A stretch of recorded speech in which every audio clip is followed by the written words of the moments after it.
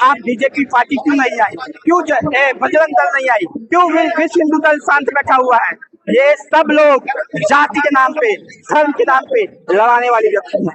अगर इन्हें बिहारियों से प्रेम होता तो ये लोग आते और यही बिहारी बच्चों को जल्द से जल्द इंसाफ दिलाने का काम करते। अगर ये वाला मुस्लिम होता तो मुस्लिम होता तो पिछड़ा तो शहीद हो जाता और तक बचता कहाँ, नहीं तो जेल जाने से पहले उसको ऊपर पहुंचा देते। इसलिए मुस्लिम हिंदू छोड़िए, यहाँ पे जिस उद्देश्य यहाँ जिस उद्देश्य से हम लोग आए हैं, हमें पीड़ित परिवार को इंसाफ चाहिए, एक सरकारी नौकरी चाहिए, क्योंकि वो बहुत गरीब परिवार से है, जल्दी से जल्दी उसको इंसाफ। और मैं बीजेपी प्रधानमंत्री साहब को बोलना चाहता हूँ, प्रधानमंत्री छोड़िए, मैं उनकी ओर से बोलना चाहता हूँ जो नितिन नवीन साहब है कि आप ये बिहार के और दिल्ली में रहते हैं। जब आप बिहार के हैं और दिल्ली में रहते हैं तो यहाँ आने में क्या समस्या आपको। जब आप यहाँ नहीं आए और रेखा गुप्ता जी दिल्ली की मुख्यमंत्री होके, उनसे मैं कहना चाहता हूँ कि बिहारियों को सिर्फ यमुना घाट पे छठ घाट बनाने का काम मत करिए। बिहारी अब सिर्फ छठ घाट बनाने से कुछ नहीं होंगे। बिहारियों को सम्मान से जीने का अधिकार चाहिए इस देश में। बस कहते एक बिहारी 100 पे भारी। भैया ये बिहारी का कहावत है, एक बिहारी 100 पे भारी। और दिल्ली में और प्रदेशों में चले जाओ तो कहावत है एक बिहारी 100 पे भारी। यही कारण है कि दिल्ली की मुख्यमंत्री पीड़ित परिवार से मिलने नहीं आई और अपने ऑफिस बुलाई। और यही कारण है जो 24 घंटे आम आदमी पार्टी को गाली देते हैं, उसके मुख्यमंत्री जी के पिताजी एक्सपायर हुए थे तो वहाँ अंतिम संस्कार में जाते हुए रोते हुए पकड़ी गई। लेकिन मनोज तिवारी जी तो दर्द से कहते हैं हाँ हम बिहारी हैं, गाना गाते हैं। अरे गाना गाने में क्या हो गया, हम भी बोलते हैं हाँ गर्व से हम है बिहारी जी, तभी तो आए हैं यहाँ। गर्व से तो हम आए हैं ना, हमें बिहारी जी, तभी हम लोग यहाँ आए। गाना गाए में और जमीनी स्तर पे काम करे में बड़ा अंतर होता है। आप कह रहे खून का बदला कौन, यानी कि आप चाहते हैं फांसी पर लटका दिया जाए उस कांस्टेबल को? बिल्कुल फांसी पर लटकाया जाए। अरे इस देश की रक्षा, इस जनता की रक्षा पुलिस के हाथों में होती है, और जो पुलिस वो भी केंद्र सरकार में है, दिल्ली की पुलिस। और वही पुलिस अगर किसी भाई को मार रही है, बिहारी भाई को मार रही है, तो उसके साथ क्या होना चाहिए आप ही बताइए।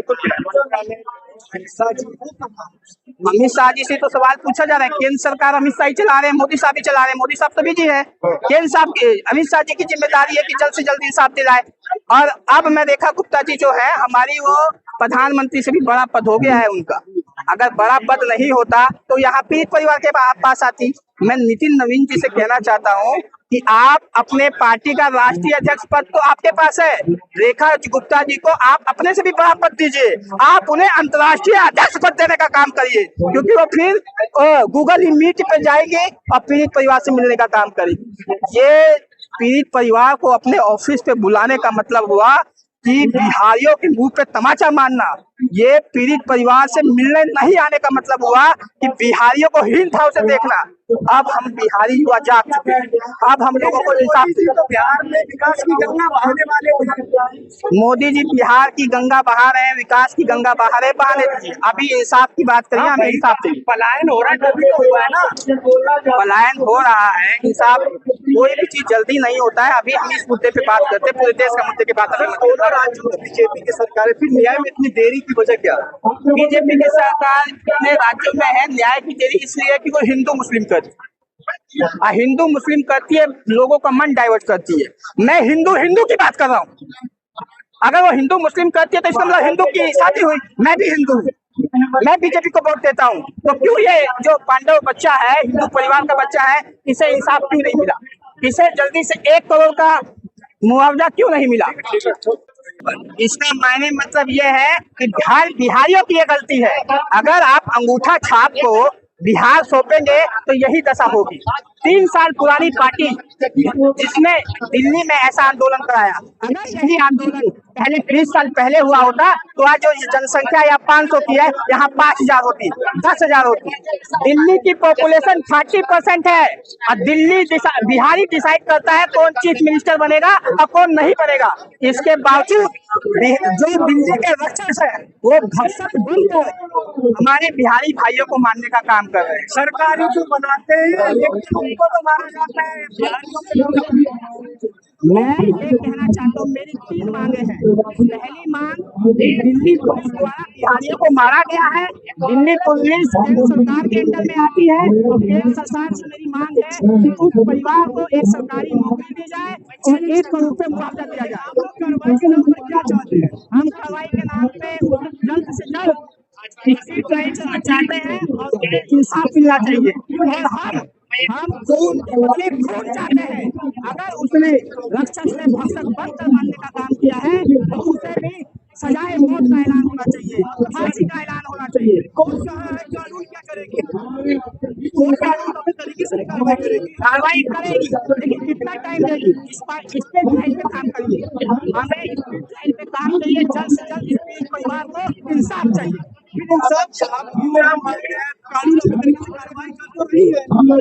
हम चाह रहे हैं कि कानून तेजी से काम करे, जल्दी इंसाफ मिले। अगर इंसाफ टाइम से नहीं मिलता है तो हम ये आंदोलन तक नहीं रुकेंगे, हम ये आंदोलन को देश में चलाने का काम करेंगे। अगर मुआवजा दिया जा रहा है तो कितना दिया जा रहा है? जब बिहार पुलिस का कोई आदमी शहीद होता है तो 1 करोड़ रुपए मुआवजा मिलता है, लेकिन एक बिहारी जब शहीद होता है तो उसे 5 लाख रुपए मुआवजा मिलता है। बिहार सरकार सिर्फ 5 लाख रुपए मुआवजा दे रही है।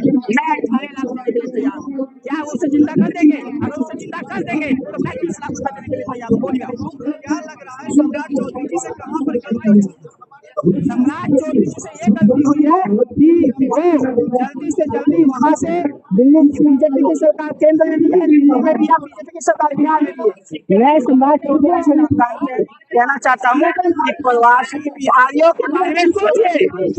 बीजेपी के वोटर हम भी बीजेपी के वोटर है और हमने आपको चीफ मिनिस्टर बनाया है, सिर्फ बिहार देखने के लिए नहीं बनाया है, प्रवासियों को भी देखने के लिए बनाया है।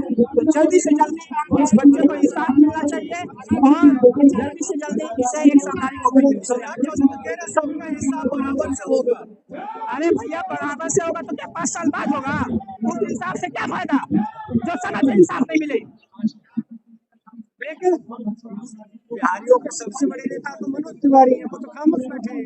मनोज तिवारी सबसे बड़े नेता इसलिए है क्योंकि वो बीजेपी के हैं। जब पूरा बीजेपी खामोश बैठा हुआ है तो इसमें मनोज तिवारी क्या करेंगे?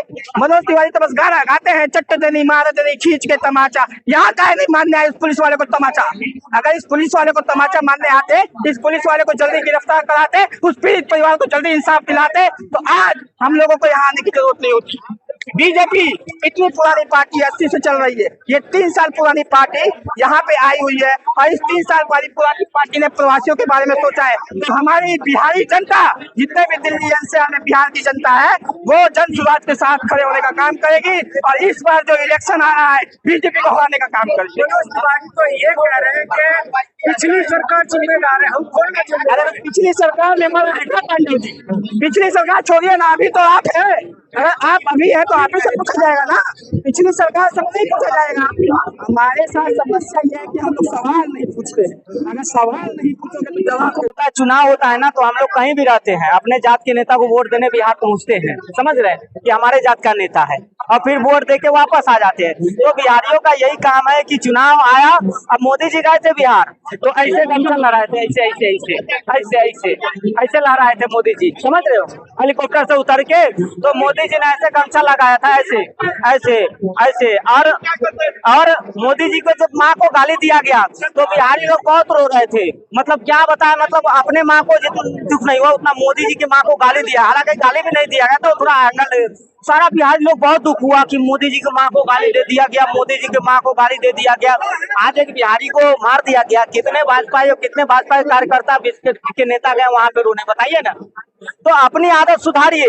जब तक इसी दिल्ली में जिस जगह से पांडा माधव का मामला, हाँ, तो हमने देखा बुलडोजर चलते हुए आरएसएस, बीजेपी और न जाने कई मुख्यमंत्री साहिब आते हैं, लेकिन तमाम लोग चुप है। न बुलडोजर की कार्रवाई, न एनकाउंटर की बात, न जो है किसी और कार्रवाई की बात। क्या वजह है? नहीं देखिए, पांडव कुमार को न्याय मिलता, अगर मारने वाला मुसलमान रहता ना तब तो उसको पक्का न्याय मिलता, तब तो मोदी जी भी ट्वीट करते, सारा लोग पूरा आरएसएस भी चल जाता उसको न्याय दिलाने। लेकिन यही है कि दुकान चले नहीं, मारने वाला भी दिल्ली पुलिस का हिंदू ही है, मरने वाला भी हिंदू। तो यहाँ पे आप समझिए, भगवान से मनाइए कि आपको अगर कोई मारने वाला कहीं कोई मर्डर कर रहा है ना, तो भगवान से कहिए कि वो मुस्लिम हो, तभी न्याय मिलेगा आपको।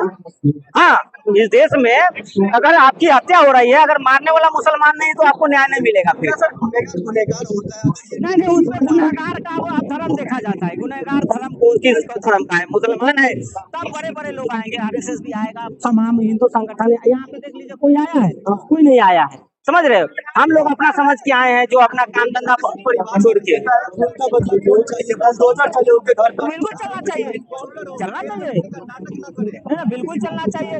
जब तक जो है आप आरोपी को सबक नहीं सिखाएंगे। अब वहाँ पे जो तरुण की हत्या हुई थी तो बुलडोजर चला था, है ना। लोगों ने कहा कि बुलडोजर चलाइए, उसको जेल में डालिए, तो यहाँ भी इस तरह की कार्रवाई करिए उस पे, जो है कि उसकी आजीवन कारावास की सजा हो, बुलडोजर चले। और दिल्ली पुलिस के आयुक्त माफी मांगे तरुण के परिवार से जाके। लेकिन बीजेपी के अध्यक्ष नितिन नवीन वो भी बिहार से है। हाँ, नहीं तो मनोज तिवारी ने तो गाना गा ही दिया था, हम बिहारी हैं, उसी पे खुश रहिए, नाचिए उसी पे। चुनाव आएगा, वो गाना बचेगा, बिहारी लोग नाचेगा, ये और क्या करेगा। हाँ, थोड़े समझदारी और चाचा गाए और उस पे वोट मिल गया, तो अब गाना गा ही दिया मनोज तिवारी, जाकर वहाँ